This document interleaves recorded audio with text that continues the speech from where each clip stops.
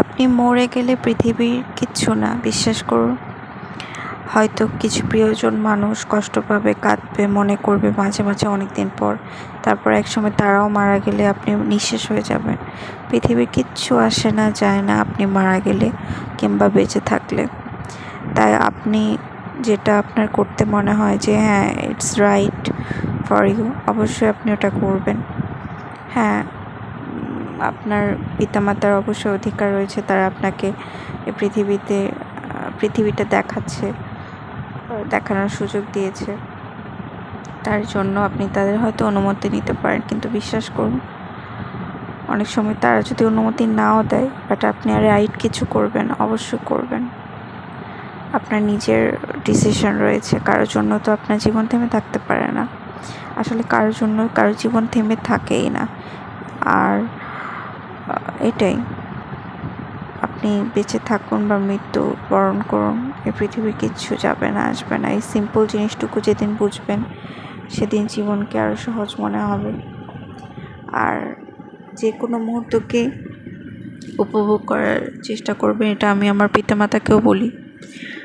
কারণ সবার লাইফে আপস ডাউন হয়। আমার আশেপাশে যাদেরকে হয়তো একটু আপসেট দেখি, তাদেরকে আমি বলি যে কেন আপসেট, কারণ তুমি সবার লাইফে হয়তো খারাপ সময় আসবে, একটা সময় ঠিক হয়ে যাবে। So don't be upset. আর একটা লাইফে তুমি কিছু চাইলে সেটা পেলে না, এটার মানে এই না যে তোমার জীবন শেষ। Be happy with your self. কারণ একটা সময় ওই যে বললাম, মারা গেলেও নিজেকে যেতে হবে একা, কেউ তোমার সাথে যাবে না। তুমি এখন হয়তো কাউকে নিয়ে হ্যাপি আছো, বা তোমার একটা কিছু পাওয়ার ইচ্ছা ছিল, সেটা তুমি পাওনি, তাও হ্যাপি আছো, আলহামদুলিল্লাহ। আর সবসময় সৃষ্টিকর্তাকে স্মরণ করবে যতদিন বেঁচে আছে।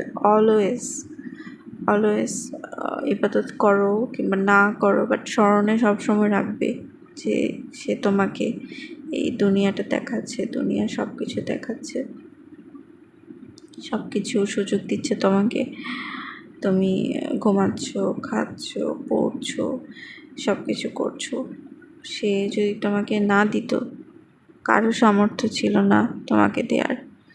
তো সৃষ্টিকর্তার সেবা, সৃষ্টিকর্তার প্রতি ভালোবাসা সবার আগে, তার প্রতি ভালোবাসা, তারপর যাকে ভালোবাসো তাকে, পরিবারকে, তারপর তারা, এটা সবসময় মনে রাখবে। আর আমি জানি আমার ভিডিও যারা দেখো, হয়তো অনেক সাবস্ক্রাইব কম, বাট অনেকে ভিউ অনেক হয়।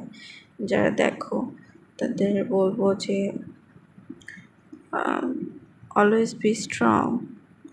আর মেন্টালিটি অনেক ব্রড করবে, কারণ একসময় তোমার সৌন্দর্য থাকবে না, কিন্তু তোমার বুদ্ধি, বিবেক, তোমার মনুষ্যত্ববোধ, এগুলো সারা জীবন থাকবে। একজন প্রকৃত মানুষ হিসেবে তুমি তোমার সন্তানকে বড় করতে হবে, এটা সবসময় মাথায় রাখবে। কারণ দিন শেষে আমরা এক সময় না থাকলেও আমাদের পরের জেনারেশন, তারপরের জেনারেশনকে আমরা কী দিতে পারলাম, সেটা সবচেয়ে বড় জিনিস। আমরা কি নিতে পারলাম, তার থেকেও বড় জিনিস হচ্ছে আমরা কি দিচ্ছি পৃথিবীকে, এটা সবসময় মনে রাখবে। কারণ অকৃতজ্ঞ হলে চলবে না। আমাদের পিতামাতা কিন্তু আমাদেরকে জন্ম দিয়েছে অকৃতজ্ঞতার জন্য না, কৃতজ্ঞ থাকার জন্য।